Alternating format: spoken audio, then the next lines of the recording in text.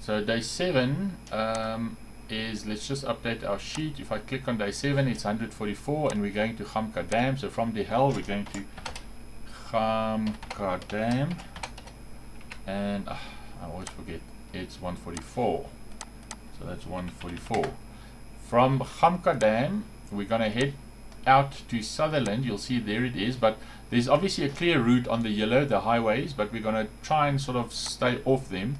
I was told that if we go through Laingsburg, this road goes through the mountains, and you basically go into Sutherland as sort of an off-road route, which is great. So I'm going to select my off-road. We're going to do day 8.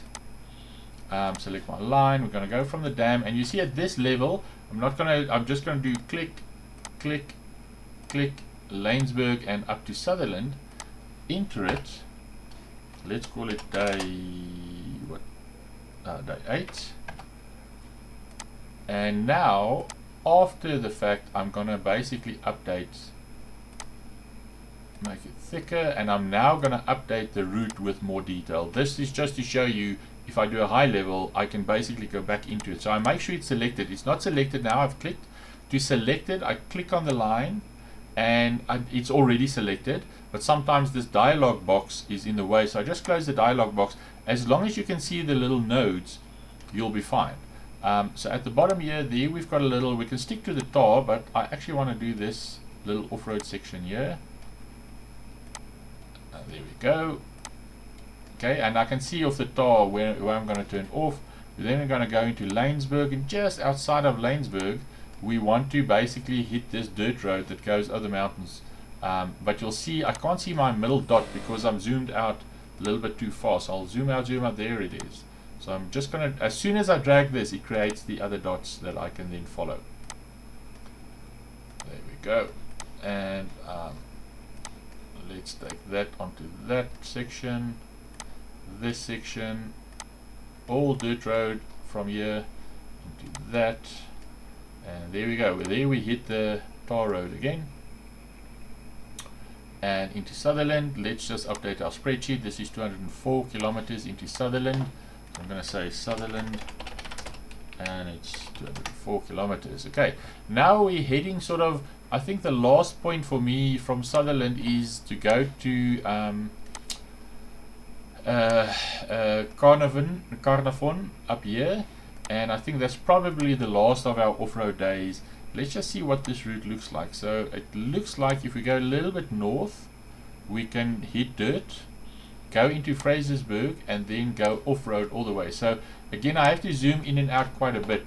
So what I'll do is I'll again select my layer, select my tool, select my line. I'm going to do one line between Sutherland and Carnarvon there, and I'm going to enter. Okay, and I'm going to say this is now day 9. And let's make this, I can use one of the older colors, so let's use red as well.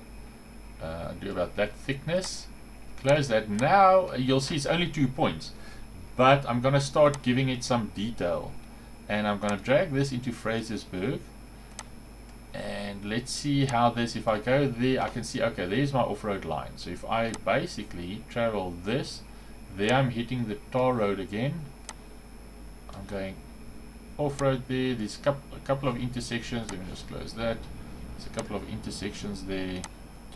Onto that. And I need to go through Sutherland, go out of Sutherland in the northern side and hit the dirt road there. So I'll just make sure I draw a kink there so that I can see I'm going to turn course. I'm going to go off-road there. There's my lines. Just pull it. As you put more detail in, you'll see you can just put it on the actual dirt road as you zoom in. And I still wanted to do this northern. This northern piece looks actually quite cool because there's while you've got the R361 on the right hand side, you can obviously, you'll see there's a dirt road that almost parallels that tar road, which is fantastic. It means it's almost a straight line. It's not a distance wise, it's going to be very close to staying on the tar, which is also good. It's not, it's nice to ride off-road, but it's also nice to know that you actually doing a straighter line ride. There we go, into Carnarvon, and that's it. So we're going to do camping there. Now from Carnarvon, I think that's probably where my trip is going to end. I'm going to update my spreadsheet, click on There we go, it's 247 into Carnarvon. I hope that's Carnarvon, 247. And it seems we need another day for our little adventure, because from Carnarvon we basically heading back. So I want to see how far it's back, for that I'm going to use the measure tool to click on it, and I want to see from Carnarvon all the way back to Pretoria is 800 k's, which is quite far, to be honest. I might want to rather chop it short and sort of there. It seems that Kimberley is a quite nice one, so I can go to Kimberley and then to Centurion again. That seems to be the distance. So what I'm going to do is I'm going to, very similar to like we did day 1 and 2 as a driving day, I'm actually going to do the last 2 days, day 10 and 11, as driving days as well. So if I add on the driving tool, it'll create a new layer for that, because driving, you can't do a driving route on the same layer as a line. So if I select add driving, you'll see it's added on my driving there. And for that I can basically just say point A to, let's say, Kimberley, and enter it. There we go. But I need more detail, so what I'm going to do is I'm going to say I know my B is Kimberley, so I can type that in and have Google complete it for me, so it puts it on Kimberley for me. But the first one I actually want to start at Carnarvon, so I can pull it like that. I can just pull the route, or I can obviously just type in Carnarvon. Come on, there we go, and have, there we go, Carnarvon.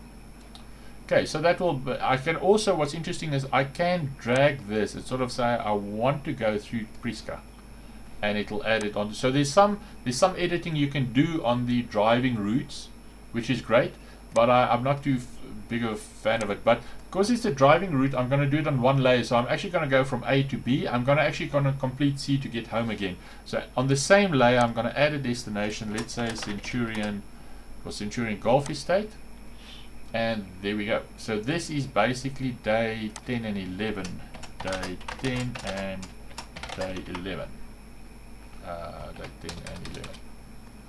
Like that.